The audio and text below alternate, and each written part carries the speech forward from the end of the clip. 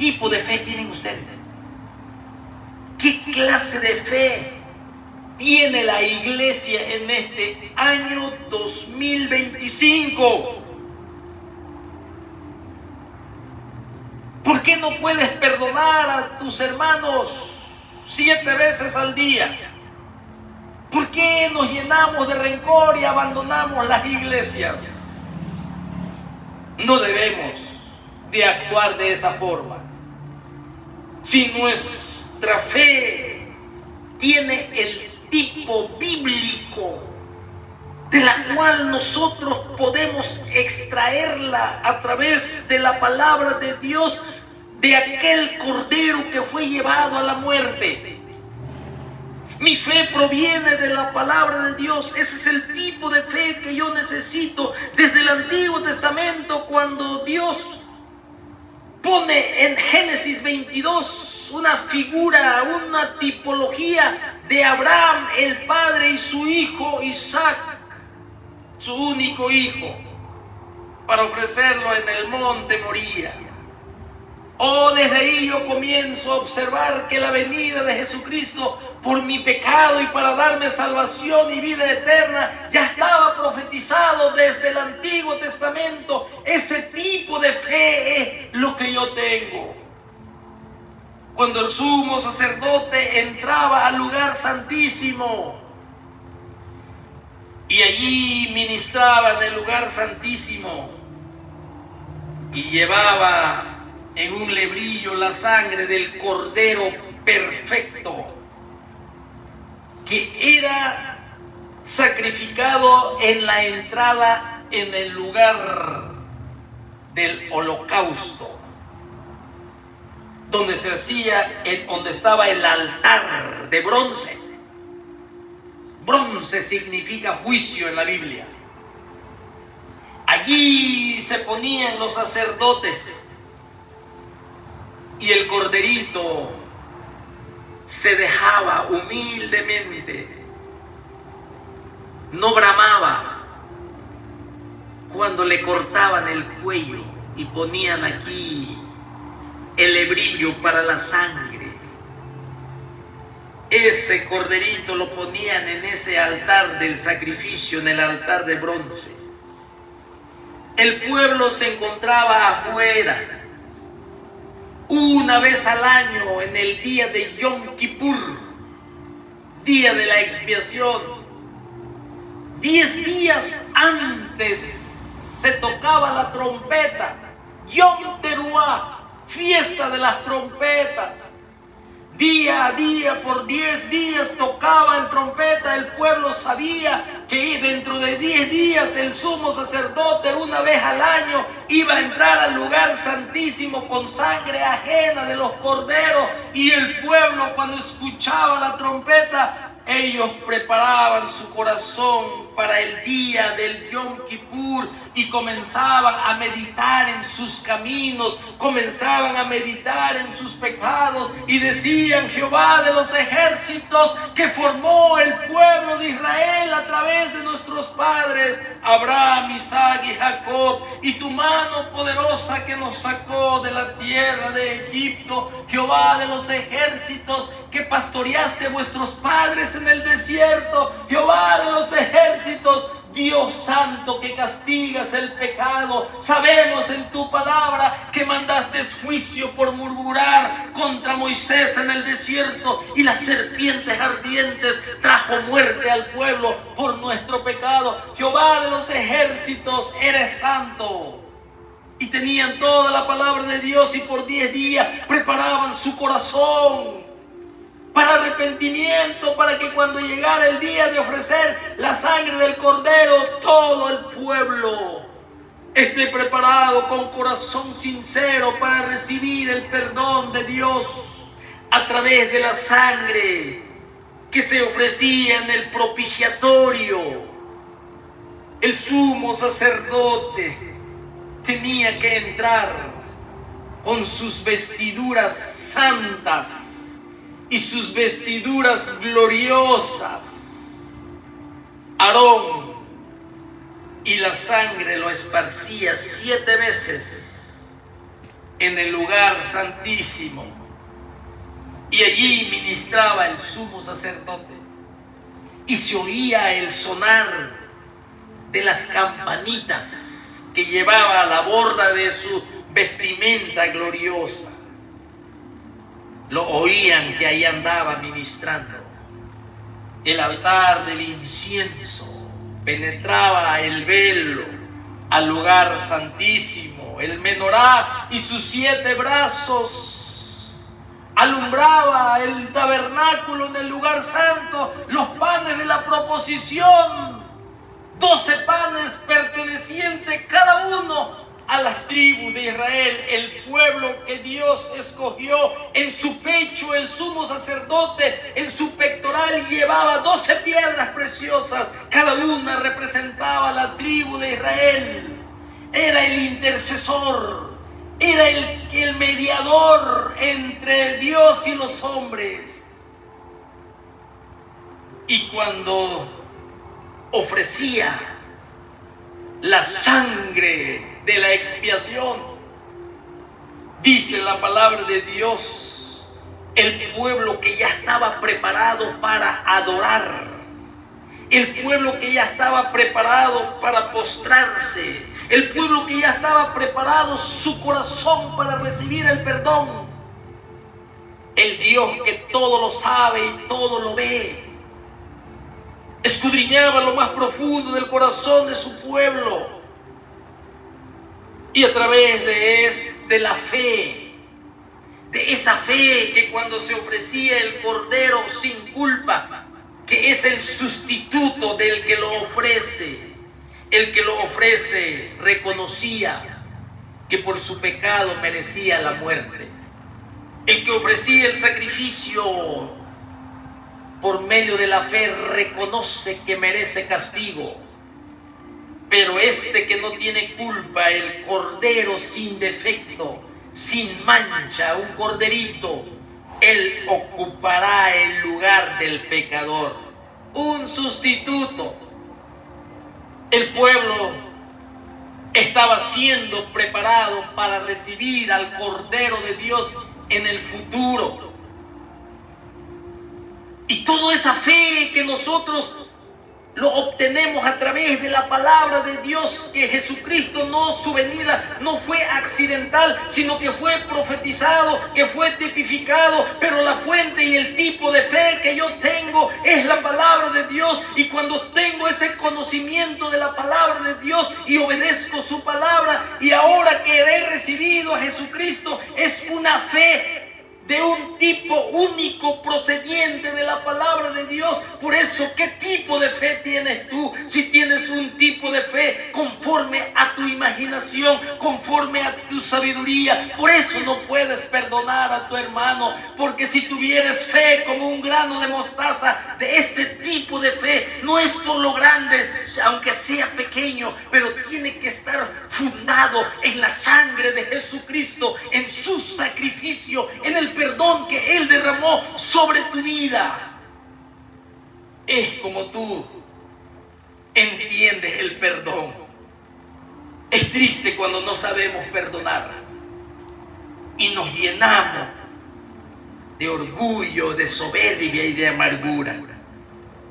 Por eso cada momento muchos ofenden a sus hermanos. A cada momento, a cada instante el corazón está dolido, está doliente, está enfermo.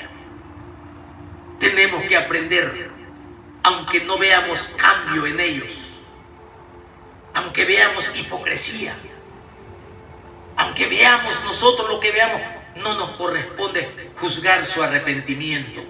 7 veces al día, 7 veces tienes que perdonar. Pero tu tipo de fe, dice, aumentanos la fe. El Señor le dice, este tipo de fe deben de tener, no por cantidad, sino como este grano de mostaza. Un tipo de fe bíblico. Sí, un tipo de fe que te enseña enseña la palabra de Dios. Por eso siempre, hermano mío, estamos insistiendo en que no solo de pan vivirá el hombre. Estamos siempre insistiendo, fortaleceos en el poder del Señor, en el poder de su fuerza, porque no tenemos lucha contra sangre y carne. Siempre estamos enfatizando que la palabra de Dios es el que nos santifica, es el que nos aparta del pecado, es el que necesitamos alimentarnos de ella día con día, porque somos discípulos de Jesucristo, para poder estar firmes, para tener continuidad, perseverancia, crecimiento, y en este caso no servir de tropiezo. Hoy está muy de moda el tropiezo entre hermanos, porque hemos abandonado la fe. El tipo de fe que Dios quiere, aquí está. Aquí está. El tipo de fe que hoy en día tiene la iglesia, ¿sabe cuál es? Esa fe que nada más escoge lo que le conviene. Esa fe que ellos se van creando y toman nada más lo que les conviene del Señor. Dios es amor, Dios es bueno y es una verdad, pero ¿dónde quedan sus otros atributos, sus otras perfecciones, sus otros caracteres que están en armonía todos? ¿Dónde quedan? ¿Qué tipo de fe? Un cristianismo que ha abandonado la palabra del Señor. Un cristianismo que le dan más tiempo a las alabanzas que a la palabra del Señor. Un tipo de cristianismo donde ya nadie usa la palabra del Señor. Ni sabemos lo que nos están enseñando, ni lo que nos están predicando. No lo comprobamos como los de Berea. Nos estamos tragando todo. Y las ideas de hombres decimos amén, gloria a Dios. Qué tristeza de cristianismo estamos viviendo hoy en día por abandonar la palabra de Dios. ¿Qué tipo de fe tiene? Por eso no podemos perdonar, por eso no podemos hacer la voluntad del Señor, por eso no amamos la cruz de Cristo, por eso no amamos la obra misionera, por eso no amamos lo que Jesucristo hizo por nosotros, por eso no amamos las promesas de la gloria eterna. Aquí aumentanos la fe. Cuando dijo el Señor esto, 7 veces tienen que pedir, aumentanos la fe. Y el Señor dice, si tuvieres fe como un grano de mostaza, el tipo de fe, no la cantidad. Está poniendo de ejemplo una semilla pequeña. ¿Qué tipo de fe tienen? Pues, o qué tipo de fe necesitan, le está diciendo al Señor. Sí. Así que podemos nosotros aquí podemos ver que el objeto de nuestra fe tiene que proceder del sacrificio de nuestro Señor Jesucristo. Hermanos, por eso es importante, como dijo Pablo, sí, no rehusar enseñar todo el consejo de Dios. Todo el consejo de Dios. Muy importante, muy importante.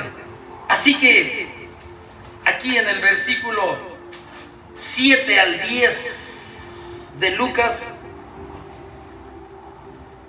cuando el Señor habla del perdón, de la constancia y la continuidad de perdonar a nuestros hermanos. Fíjate lo que está hablando el Señor, ¿eh? Y luego los apóstoles dicen, aumentanos la fe, Señor. Y el Señor les habla del tipo de fe. ¿Sí?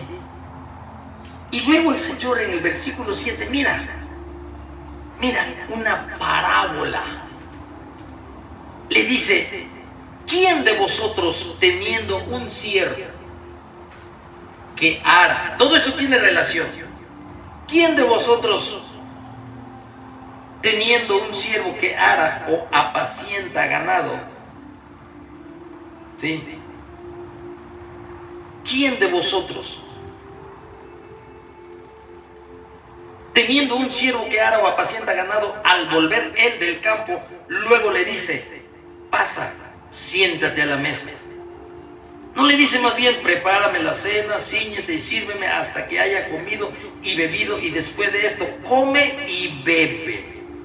¿Acaso da gracias al siervo porque hizo lo que se le había mandado? Pienso que no. Así también vosotros, cuando hayáis hecho todo lo que os ha sido ordenado, decid: siervos inútiles somos, porque lo que debíamos de hacer, hicimos. Aquí, hermanos, una mini parábola, por decir así. Jesucristo le habla a sus discípulos acerca de las grandes obras que son posibles por medio de la fe, porque está hablando de la fe, está hablando del perdón.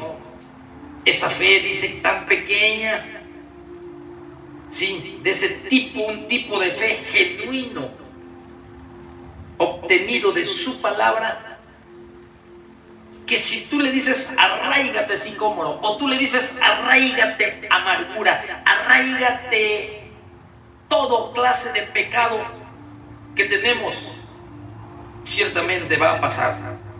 Pero si tenemos esa clase de fe. Ahora, a esto le dice y le habla de un siervo, y Señor Jesucristo usa esta parábola de algo que la gente puede entender, porque en ese tiempo Israel, por cultura, eran ganaderos, eran campesinos, trabajaban la tierra, trabajaban el ganado, ovejas, vacas, todo. Y entonces de ahí saca una ilustración de la vida cotidiana para revelar una verdad espiritual.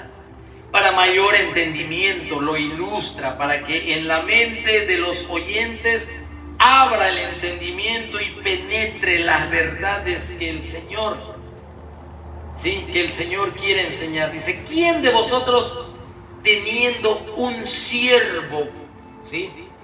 En aquel tiempo, hermanos, está hablando como los que tenían esclavos, pero no era un esclavo común, sino que para esos esclavos habían leyes que protegían a los esclavos, que le daban dignidad, que tenían también sus derechos. Los esclavos estaban allí en la ley escrita, y los dueños de los esclavos, sí, muchas veces por causa de deudas, sí, tenían que trabajar por mucho tiempo para su amo.